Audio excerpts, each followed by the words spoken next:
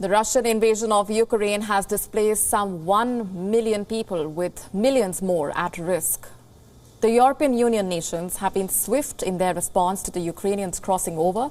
This reaction of the European countries is now pushing millions of West Asian refugees who are still waiting for protection and asylum for over a decade. A comparison of the fate of the Ukrainians with the refugees from West Asia brings to the fore the double standards of the European Union.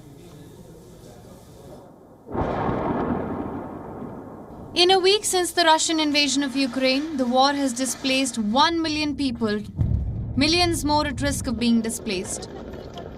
They crossed over the borders to mainly Poland, Romania, Moldova and Slovakia.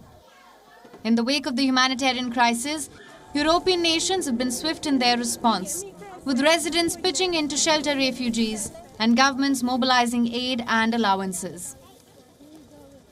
Ahmed al-Hariri is a Syrian refugee who is having a rather hard time ignoring the different treatment meted out to Middle East refugees by Europe. We are wondering, why are Ukrainians welcome in all countries while we Syrian refugees are still in tents and remain under the snow, under death, and no one is looking at? It's been over a decade since the war in Syria that displaced 12 million people.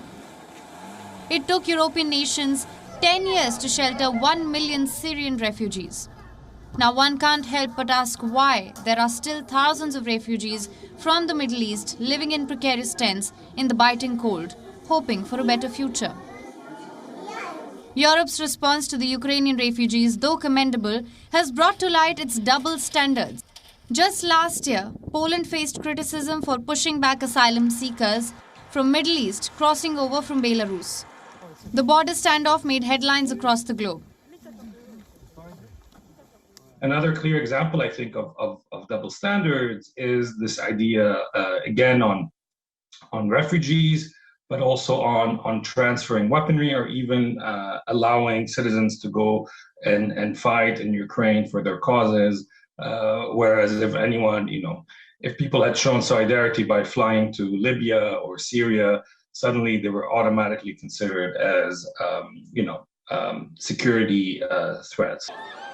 The disparity and blatant segregation was also on display in reportage by certain media outlets of the situation in Ukraine and of the refugee crisis that the Russian invasion has triggered.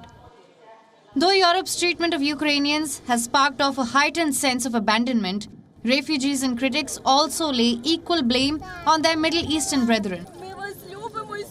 Other countries that chose to remain mum on the crisis and apathetic in their response to taking in those displaced by the war in Syria. Bureau Report, WION World is One. WION now available in your country. Download the app now. Get all the news on the move.